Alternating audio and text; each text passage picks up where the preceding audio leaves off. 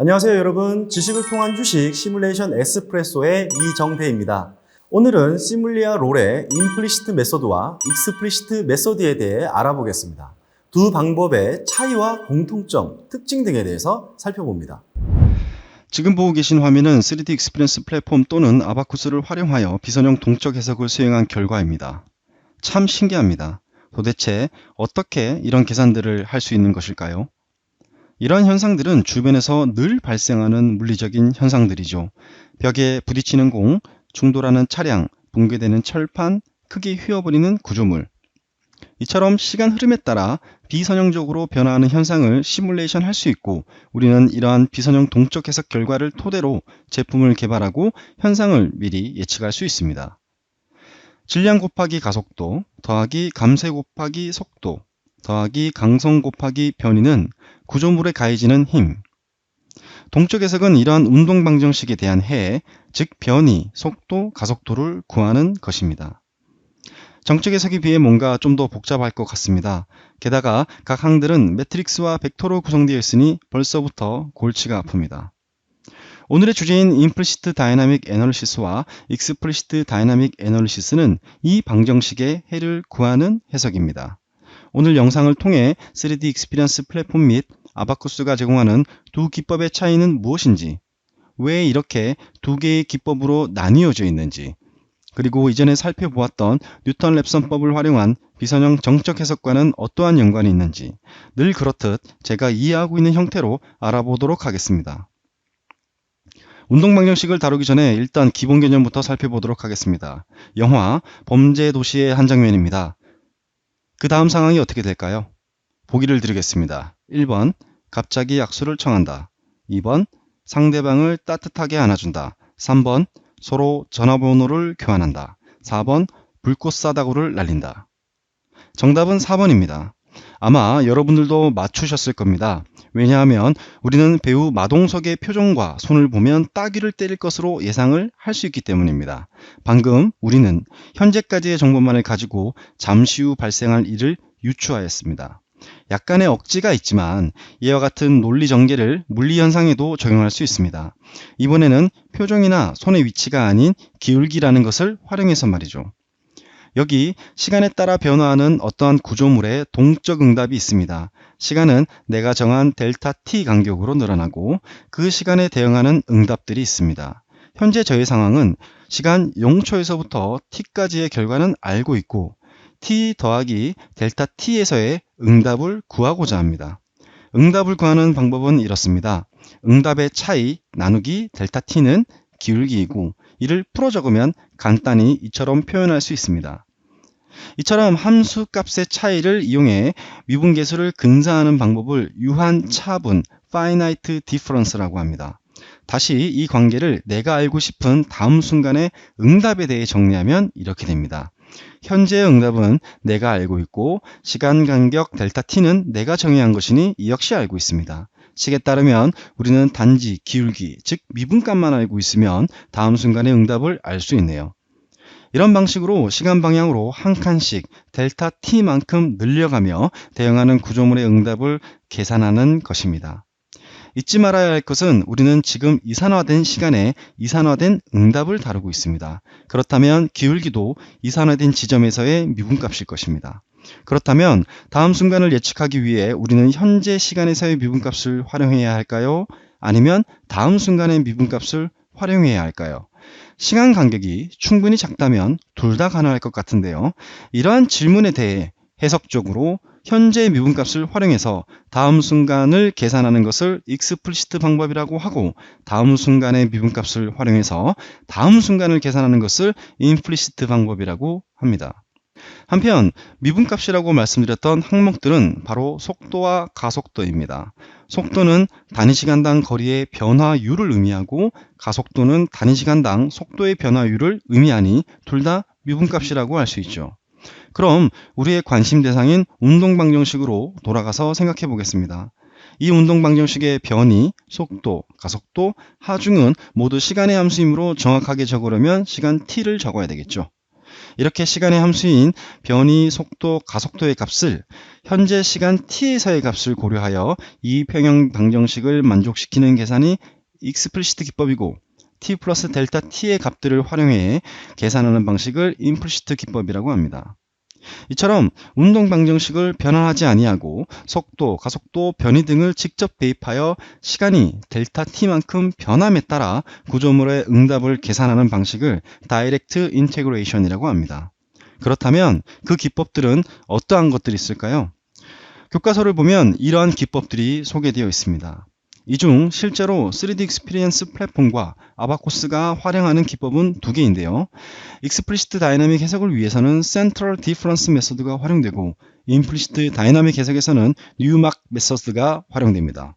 뭔가 영문으로 적힌 기법들이 소개되니 굉장히 복잡하고 어려워 보이지만, 결국에는 앞서 말씀드린 것처럼 현재 또는 다음 순간의 기울기를 계산해서 운동 방정식에 대입하여 결과를 얻는 방법들이라고 생각하시면 됩니다. 우선 현재의 속도와 가속도를 활용해서 미래의 변이를 예측하는 센트럴 디퍼런스 메소드에 대해 알아봅니다. 현재의 속도와 가속도를 활용해서 미래의 변이를 예측하는 것이니 익스플리시트 기법이네요. 여기 다시 시간에 따라 변화하는 변이 응답이 있습니다. 시간 간격 역시 델타 t이고, 우리의 관심사는 다음 순간의 변이 ut 플러스 델타 t입니다. 우선 현재 시간 t에서의 변이만 알고 있는 상태이니 현재 시간 t에서의 속도와 가속도를 구해보겠습니다. 일단 현재 t를 기준으로 하고 앞뒤로 한 칸씩 더 고려합니다. 현재 시간 t에서의 속도는 앞뒤 응답의 차분, 즉 단순한 기울기 관계를 통해 이처럼 구할 수 있습니다. 이제 시간 t에서의 가속도를 구해볼까요? 우선 이렇게 선형적으로 중간점들을 추가적으로 고려해 봅니다. 그리고 각 중간점의 속도를 동일한 차분의 원리를 통해 각각 계산합니다. 시간 t에서의 가속도는 이렇게 추가적으로 고려한 중간점들의 차분을 통해 이처럼 구할 수 있습니다. 이제 현재 시간 t에서의 변이, 속도, 가속도를 모두 알고 있으니 운동 방정식에 모두 대입하여 우리가 알고 싶어하는 다음 순간의 변이 ut 플러스 델타 t에 대하여 정리할 수 있네요. m, c, k 하중 현재까지의 변이, 속도, 가속도를 알고 있으니 다음 순간의 변이를 구할 수 있습니다. 어떻습니까? 생각보다 복잡하지 않고 명쾌하게, 영어로는 익스플리시트하게 설명이 되지 않나요? 그래서 아마 이름도 익스플리시트라고 불리는 건 아닐까요? 익스플리시트 기법에 대해서 알아보았으니 이번엔 다음 순간의 기울기들을 활용해서 계산하는 임플리시트 기법 중 하나인 휴볼트 메소드를 살펴보겠습니다. 휴볼트 인테그레이션 메소드라고도 불리는 이 임플리시트 기법은 다음 순간의 가속도와 속도에 대한 차분 전개 (finite difference expansion을) 아래와 같이 제시합니다. 이렇게 주어진 가속도와 속도를 현재가 아닌 다음 순간의 변이, 속도, 가속도 및 하중을 고려하는 운동 방정식에 대입하여 정리를 합니다. 이제 이 식을 다시 ut 플러스 델타 t에 대해 정리하면 우리가 원하는 다음 순간의 변이를 알 수 있습니다. 생각보다 어렵지 않네요. 이렇게 익스플리시트와 임플리시트 기법의 차이와 계산 흐름에 대해 모두 살펴보았습니다. 그런데 뭔가 좀 혼돈스럽습니다. 익스플리시트에서 고려한 현재의 기울기는 현재의 마동석의 표정과 손위치처럼 여길 수 있을 것 같은데, 임플리시트에서의 나중의 기울기? 뭔가 명쾌하지 않습니다. 그래서 이름이 임플리시트라고 붙여졌나 봅니다. 명쾌한 설명이 가능했던 센트럴 디퍼런스 메소드와 달리 휴볼트 메소드의 개념이 좀 더 복잡해 보이는 이유는 운동 방정식의 평형을 현재가 아닌 다음 타임 스텝에서 만족시켜야 하기 때문입니다. 운동 방정식에 값들을 대입하여 정리하였던 휴볼트 메소드의 소식으로 돌아가 우선 질량과 댐핑을 무시해 보겠습니다. KU는 R. 어디서 많이 본 형태 아닌가요? 바로 하중이 중분됨에 따라 K 행렬과 변이를 업데이트해가며, 즉 이터레이션을 해가며 계산을 수행하는 뉴턴 랩선 메소드 기반의 비선형 정적 해석의 형태와 동일합니다. 지난 영상을 보시면 아시겠지만 이 녀석 역시 현재가 아닌 다음 타임 스텝에서의 정적 평형을 구하는 것이었습니다. 이렇게 증분된 하중에 대해 내가 가정한 다음 순간의 변이가 해가 되도록 적절히 K와 변이를 변경해가며 계산을 하는 것이죠. 따라서 임플리시트 다이나믹 해석 기법인 휴볼트 메소드는 임플리시트 기법인 뉴턴 랩선 메소드 기반의 비선형 정적 해석의 관성과 감쇄 효과를 포함한 것이다 라고 할 수 있을 것 같습니다. 그리고 이터레이션을 통해 방정식에 평형을 넣는 임플리시트 기법은 비선형 정적 해석과 비선형 동적 해석에 모두 활용될 수 있다는 결론을 얻을 수 있습니다. 따라서 별다른 설명이 없어도 플랫폼과 아바쿠스에서의 스태틱 스텝은 임플리시트 기법을 활용한다 라고 생각하면 됩니다. 마동석의 예로 돌아가서 억지로 좀 부려 제 맘대로 생각을 해보면 임플리시트라는 것은 주어진 4개의 보기들을 하나씩 바꿔가면서 현재의 이미지와 어떠한 보기가 부합하는지 평가하는 것이라고 생각할 수 있을 것 같습니다. 한편 저는 설명을 보다 용이하게 하기 위해 휴볼트 메소드를 활용하였지만 실제 플랫폼과 아바쿠스에서는 뉴마크 메소드를 활용합니다. 뉴마크 메소드는 다음 순간에 대한 속도와 변이에 대한 차분 전개가 이처럼 주어지고 마찬가지로 이를 운동 방정식에 대입하여 계산을 수행하는 형태입니다. 여기 알파와 델타라는 파라미터들이 보이는데요. 이 파라미터들은 뉴마크 메소드 내에서 해석 진행 시 발생할 수 있는 고주파 응답을 줄여주는 조절 가능한 뉴메리컬 댐핑 역할을 합니다. 임플리시트 기법 내에서 이터레이션을 하며 해를 찾아가는 행위를 할 때 항상 해를 얻는다는 보장이 없습니다. 운전면허 필기시험에서 80점이 합격 기준이고 80점 미만이면 탈락하듯이 우리가 임플리시트 기법으로 계산하는 해 역시 일정한 인정 범위, 즉 수렴 기준에 도달하지 못하면 해로 인정하지 않습니다. 왜 인정하지 않느냐고요? 물리적으로 틀린 결과값이기 때문이죠. 이럴 경우 해를 구할 수 없는 경우가 발생하고 이러한 현상을 발산이라고 하죠. 우리가 전체적인 해석의 결과에 영향을 미치지 않는 범위 내에서 사용할 수 있는 이 뉴메리컬 댐핑은 운동 방정식에 포함되어 있는 점성 감쇄와는 다른 개념으로서 단지 수치 접근 시 발생하는 노이즈 등을 줄여주는 역할을 하고 결과적으로 수렴성을 높이는 데 도움을 줍니다. 플랫폼 롤에서는 임플리시트 다이나믹 스텝을 선택할 때 이러한 뉴메리컬 댐핑 효과를 어느 정도 고려하느냐에 따라 3가지의 다이나믹 어플리케이션으로 나누어 해석에 적용할 수 있습니다. 트랜지언트 피델리티는 뉴메리컬 댐핑을 최소한으로 가져가고 반면 쿼시스태틱의 경우 뉴메리컬 댐핑을 많이 고려합니다. 지금까지 어느 정도 이해가 되었다면 아래와 같은 질문이 나와야 합니다. 익스플리시트 다이나믹이던 임플리시트 다이나믹이던 간에 우리는 이와 같은 전체 운동 방정식을 푸는 게 목적인데요. 익스플리시트 기법에서 KU는 R, 이것은 어떻게 되는 것인지, 이터레이션은 안 하는 것인가 라고 말이죠. 운동 방정식에 값들을 대입하여 정리하였던 센트럴 디퍼런스 방법의 수식으로 돌아가 보겠습니다.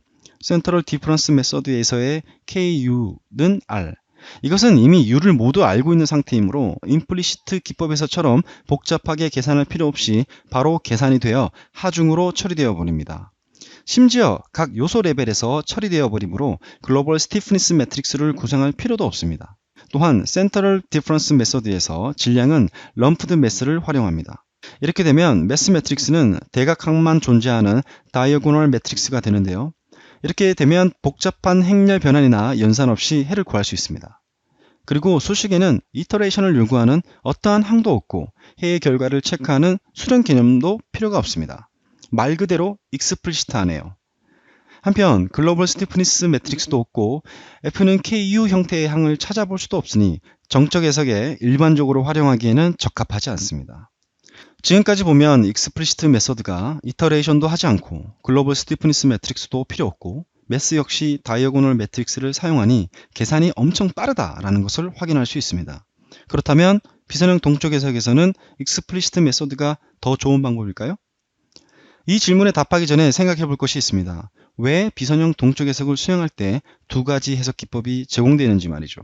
어떠한 구조물을 망치로 통 하고 때리는 실험을 한다고 했을 때 구조물은 진동을 하면서 동시에 짧은 순간 동안 마치 음파와 같은 비슷한 형태의 응력파라는 것이 구조물을 통과합니다.